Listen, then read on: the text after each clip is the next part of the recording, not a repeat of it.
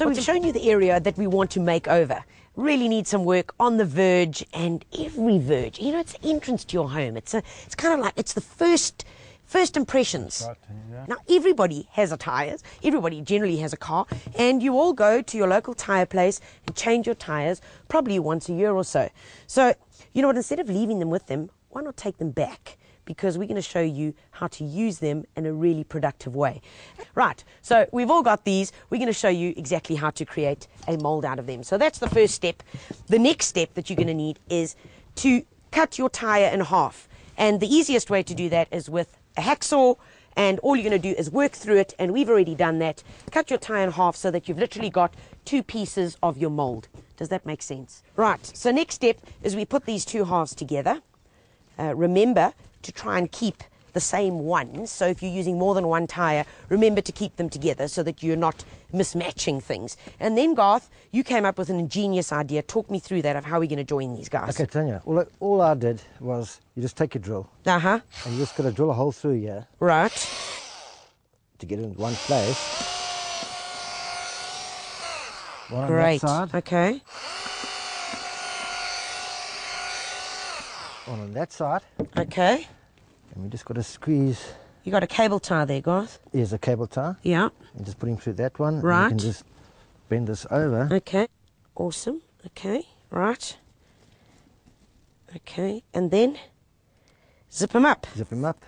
Okay, now the reason why we're doing this, folks, you might be thinking, why on earth are Garth and Tanya cutting the tyre in half and now bolting it back together? Well, remember, we begin with the end in mind. Once we've poured the concrete in here, we're going to somehow have to get it out. And can you imagine, Garth, just tug at that, see if you can move that tyre. No, it's not going to work. You are not going to be able to pull the concrete out of it because of those rounded edges. So that's why we've now cut it and then cable tied it back together. So we're going to do that on this side as well, and then turn it over and do it on the other side. So let's get cracking with that, Garth.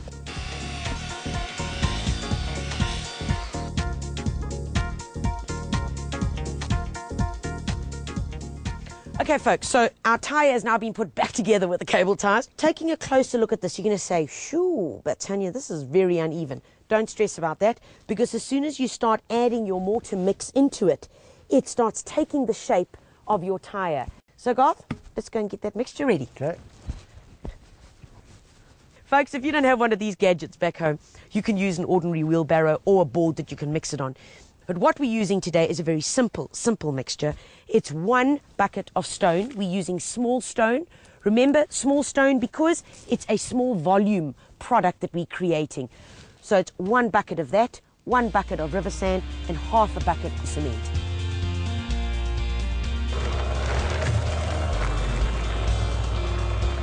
Okay, let's throw the water in, Garth.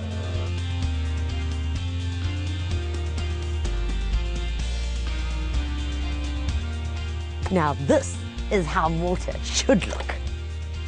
Thanks, Garth.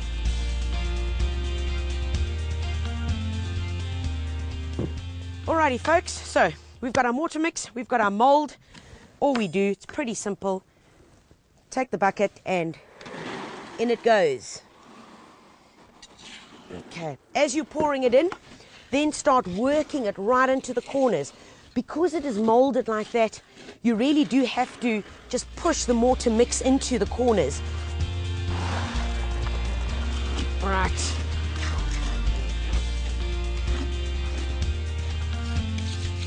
At this point, just make sure that you really agitate your mortar mix.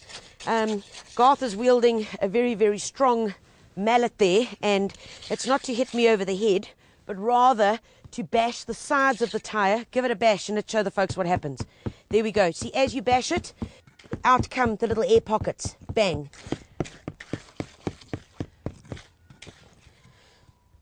Now, of course, you could want this to be a little bit more rugged and have a bit of a texture.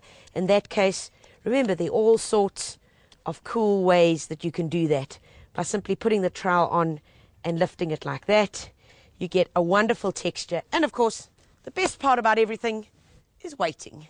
Leave it in the sun. It's probably going to take 3 to 4 days to dry. Remember, because this is rubber, it is going to heat up, which is great.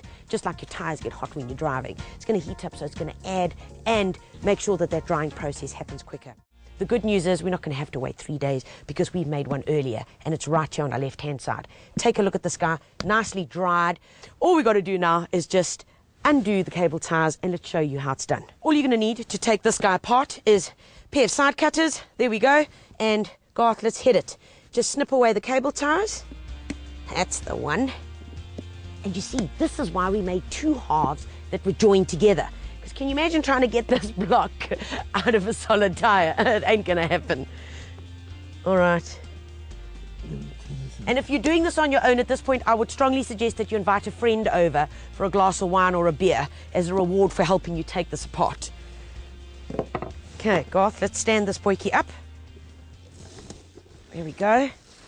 Let's get rid of this plastic. Okay. Right.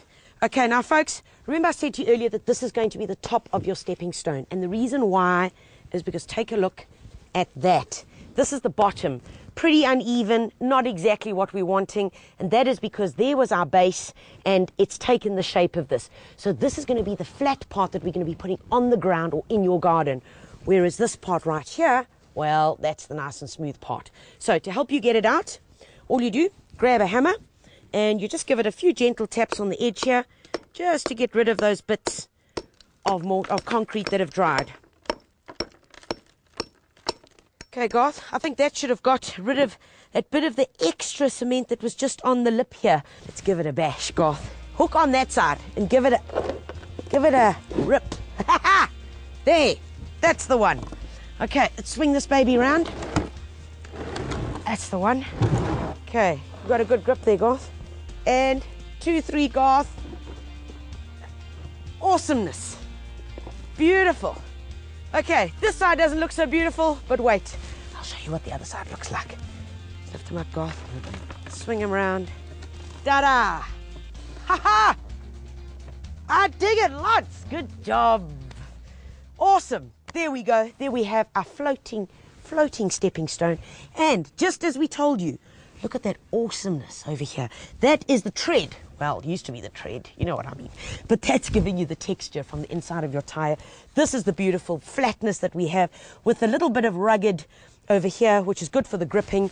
And you've got two different textures based on where you were working it with the trowel, remember? And this was what was underneath inside your tire. And of course now, when you put this onto the ground of your garden, they're going to be nice and raised. So you could either put pebble around it, lift it, and have that kind of little hopscotch look that we're really wanting in this garden.